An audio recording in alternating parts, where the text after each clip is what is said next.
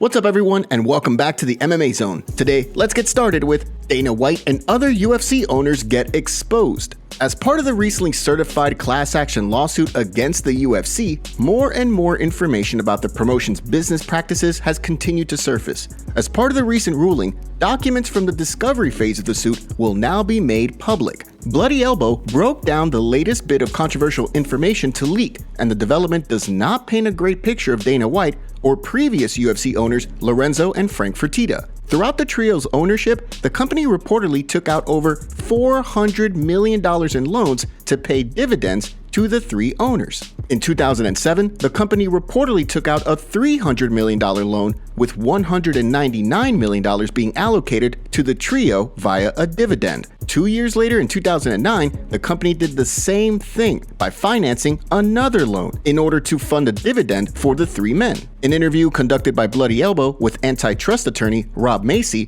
puts the suit in perspective, indicating just how massive the fallout could be from the situation. Macy was quoted as saying, "What could happen is, instead of being worth $12 billion, it could be worth $200 million, which is what it should be worth. That's what a large boxing promoter is worth. They're worth $12 billion because they've monopolized the sport and get the vast majority of the revenue." Despite that, Macy explained that the damages will not be paid by the Fertitta brothers, Dana White, or even Endeavor, leading fans to wonder whether White or the Fertitta brothers will feel any sort of impact from the suit.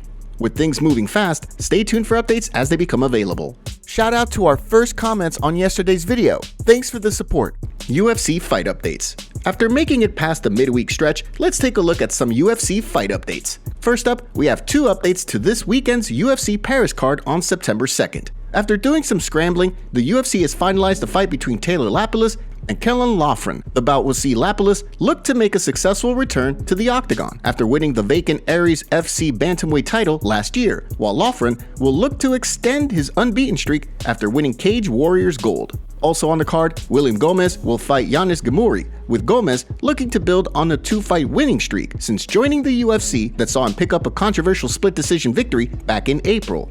On the flip side, Yanis Gamouri will be looking to make a successful UFC debut amid a massive win streak that recently saw him pick up a stoppage win back in June under the Brave CF banner.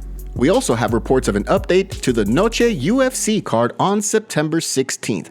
According to ESPN Deportes, Sam Hughes is out of her scheduled fight, and as a result, Lupi Godinez will now fight Elise Reed. The bout will see Godinez look to build on a two-fight win streak she's put together this year, while Reed looks to build on a June win over Jin Yu Frey. Last but certainly not least, we have a report from MMA Fighting indicating that Sergey Pavlovich will be the backup fighter on hand for November's UFC 295 clash between Jon Jones and Stipe Miocic. This will be the second time Pavlovich will be the backup for a Jon Jones fight, with Pavlovich also weighing in as the backup for Jones' recent bout with Cyril Gane earlier this year. Whether or not his services will be needed, only time will tell. Dana White slams media. UFC President Dana White is tired of hearing rumors that Ronda Rousey may be returning to the UFC. Although there's been plenty of ongoing speculation that Rousey will make a big return at UFC 300 in the hopes of closing out her career on a win, White recently spoke with media members following Dana White's Contender Series on Tuesday to shut the talk down once and for all, ripping the reports that have circulated indicating that Rousey will return in spite of his previous comments shooting down the claims. In addition, White took aim at a report from the Daily Mail, indicating Rousey was mulling over a comeback, calling it, quote, a crock of yeah, Ronda's having kids. Ronda built this whole thing that's going on with the women here. Then her dream was to go to the WWE. She went there and did everything she did there and achieved. She's made loads of money. She's moved on with her life. From the sounds of things, any lingering doubts about whether or not Rousey will return to the octagon have now been squashed by White. The big question, of course, is who the UFC gets to headline the card. Before we continue, make sure you give that like button some love, and be sure to subscribe to the MMA Zone for all of the latest news. Darren Till pleads guilty. According to several outlets, former UFC title challenger Darren Till has struck a plea deal with the Liverpool Magistrates Court regarding 3 charges stemming from driving offenses back in May. At the time, Till was handed a pair of charges for driving without insurance and driving while disqualified, which is comparable to driving without a license in America. After previously pleading not guilty to those charges and a third charge for obstructing a constable in execution of duty, Till's plea deal has now seen him plead guilty to the driving while disqualified and driving without insurance charges in exchange for the court dropping the obstruction charge. As a result, Till will pay fees in order to remedy the situation. Chris Weidman breaks silence on UFC 292 injury.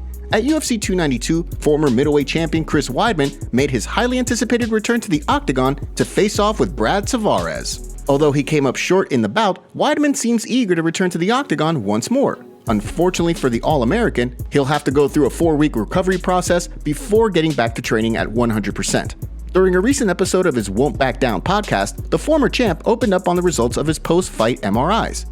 There was no ligament tears at all. So ACL, LCL, MCL, PCL, all those L's that you do not want to tear because that's like 6 months to a year of recovery. God kept me together. The ligaments are good. What did happen to me though is I have a fracture on my left leg. So I guess he broke my leg with one of those leg kicks. And although Dana White has expressed a desire to see Weidman retire, the former champ explained that he has no intentions of doing so just yet. With that in mind, who do you want to see him face off against when he returns to the octagon? Drop your thoughts in the comment section below. Paulo Costa reveals new plan. Paulo Costa does not plan to leave anything to chance ahead of his UFC 294 clash with Khamzat Chimaev in October. After previously stating that he used wine to help him sleep before his UFC 253 clash with Israel Adesanya in Abu Dhabi several years ago, Costa and his team will be making the trip to Abu Dhabi with plenty of time for him to acclimate. During a recent Portuguese-speaking interview on the Thunder Voice podcast, Costa opened up on his new strategy to ensure a smooth transition before his fight. We want to go to Abu Dhabi at the end of August or the beginning of September, nearly 50 days before the event. We'll be there with everything we need. This fight will be a high-stakes one for both Costa and Chimaev, with the winner likely to find themselves in contention for a #1 contender fight or a crack at the belt. With Israel Adesanya already having beaten a number of top contenders in the middleweight division, it's no secret that he's looking for new opponents to defend the title against. Should he get through Sean Strickland at UFC 293, the speculation is that if Chimaev wins, he could leapfrog Dricus du Plessis for a title shot, given the hype surrounding the undefeated contender. Of course, first he will have to face arguably the toughest test of his career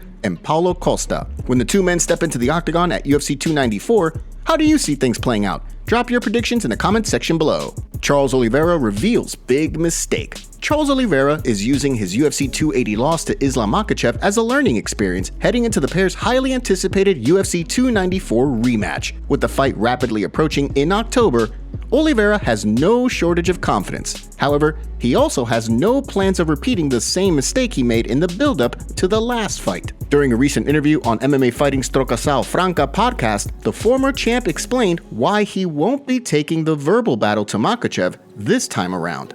That's the only fight I talked crap, the fight against Islam. I made a mistake. I won't make that mistake again. We can only make mistakes once in life. When you make a mistake once, you cannot do it a second time. Otherwise, you'll go down non-stop. I won't do it again. As Oliveira went on to point out, when comparing his performance at UFC 280 against the rest of his body of work, he only showed 10% of what he's capable of.